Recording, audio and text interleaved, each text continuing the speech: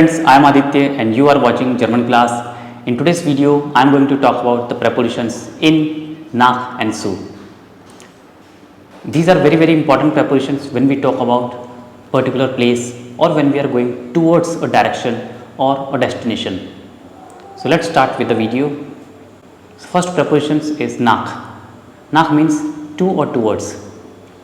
We use this preposition before a city or a country like ich fahre nach Berlin, ich fahre nach Frankfurt, ich fahre nach Mumbai, nach Pune, nach Düsseldorf, nach Spanien. So before a country or a city we use nach. But there is an exception. We also say ich gehe nach Hause, ich fahre nach Hause, I am going home. So with home we also use nach. Now we come to the second preposition, that is in. Means inside, to go inside. To go inside an enclosed area, so we use this preposition in. For example, ich gehe in den Park, ich gehe in die Disco, ich fahre ins Kino, ich gehe in die Apotheke, ich gehe in den Supermarkt. But there are some countries that have articles, so with them we don't use nach, we use in. For example, ich fahre in die USA, ich fahre in die Türkei, ich fahre in die Schweiz. These are the countries that takes articles. We don't use nach, we use in. Next preposition is zu. Basically, there is not much difference between zu and in, but with some cases we always use zu. Suppose we are going to meet someone.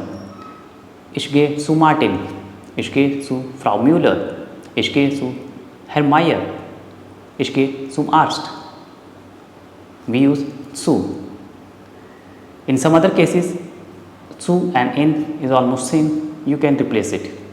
Like, ich fahre zum Supermarkt, ich fahre zum Park, ich fahre zum Büro, ich fahre zur Universität, ich fahre zur Schule, ich fahre zur Bank.